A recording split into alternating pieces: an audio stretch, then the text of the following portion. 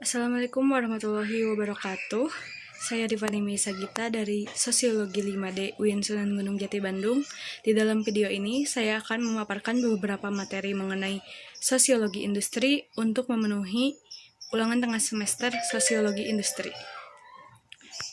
Pengertian sosiologi industri. Sosiologi industri adalah cabang ilmu sosial yang membahas karakter dan arti dunia kerja seperti kehidupan manusia yang terlibat di dalamnya.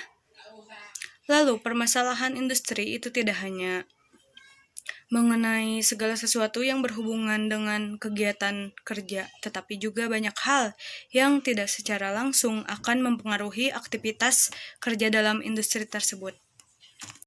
Sosiologi industri ini mengkaji masyarakat dari sudut pandang yang berhubungan dengan manusia dalam masyarakat. Hakikat sosiologi industri lebih menekankan pada perkembangan industri seiring perkembangan masyarakat. Hal ini mengingat antara industri dan masyarakat sangat berhubungan erat, karena adanya industri menimbulkan perubahan sosial masyarakat. Misalnya, adanya industri, mata pencaharian hidup masyarakat berubah dari yang agraris menjadi industri, seperti masyarakat yang bekerja dalam pabrik. Ruang lingkup dan objek sosiologi industri.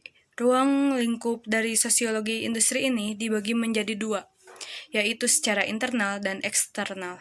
Dari internalnya itu sendiri yaitu analisis tingkah laku manusia dalam hubungan pada sebuah perusahaan, yaitu hubungan kerja dalam industri. Lalu yang eksternalnya yaitu analisis kegiatan manusia dengan latar belakang sosial ekonomi dan kultur yang berbeda, yakni tipologi masyarakat industri.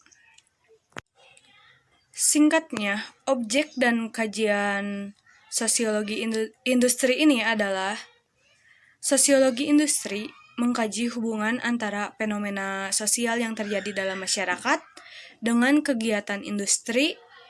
Beberapa materi yang dipelajari yaitu peranan industri dalam perubahan sosial, aktivitas yang berhubungan dengan produksi, konsumsi, dan distribusi. Fenomena sosial industri kreatif. Perkembangan industri pada akhir abad pertengahan, kota-kota di Eropa berkembang pesat sebagai pusat kerajinan dan perdagangan. Pertumbuhan kerajinan ini menjadi industri melalui tahapan-tahapan, yaitu berawal dari sistem domestik, lalu kegiatan industri manufaktur atau pabrik yang sudah menggunakan mesin. Fenomena perkembangan industri saat ini tidak diartikan sebatas mesin atau pabrik saja, namun sekarang beralih menjadi industri kreatif. Industri kreatif ini adalah kumpulan aktivitas ekonomi yang terkait dengan penggunaan pengetahuan dan informasi, antara lain periklanan, arsitektur, seni, kerajinan, desain, mode atau fashion, permainan interaktif, musik, seni pertunjukan, dan sebagainya yang meningkatkan daya saing kita di dunia internasional. Sistem kerja masyarakat industri. Sistem itu adalah rangkaian yang terdiri dari bagian-bagian yang saling mempengaruhi. Artinya, satu bagian akan mempengaruhi satu bagian yang lain. Di dalam sistem kerja masyarakat industri ini terdapat sistem prosedur kerja, yakni bagaimana sih cara mengatur pekerjaan dengan efektif dan efisien. Pada saat ini, sebagian besar industri menerapkan sistem kerja lembur dalam mengejar hasil produksi. Jadi apabila karyawan bekerja lebih dari 8 jam, maka ia berhak mendapatkan upah lebih sesuai dengan ketentuan perusahaan. Namun ada juga dampak negatif dari pekerjaan lembur ini. Jika si pekerja lembur ini sering bekerja lembur, maka ia merasakan stres akan pekerjaan, kekurangan waktu bersama keluarga, dikarenakan banyak di tempat pekerjaan. Adapun fenomena saat ini, kerja lembur seolah menjadi kebutuhan agar menambah pendapatan karena kenaikan harga kebutuhan pokok tidak diimbangi dengan gaji pokok, sehingga jika tidak bekerja lembur dirasa tidak akan cukup. Apalagi masyarakat industri saat ini identik dengan masyarakat yang konsumtif dan hedonis. Masyarakat praindustri adalah suatu bentuk organisasi sosial, politik, dan budaya pada masa sebelum revolusi industri dan identik dengan masyarakat pedesaan yang kepemilikan tanahnya adalah hal yang sangat penting bagi masyarakat ini.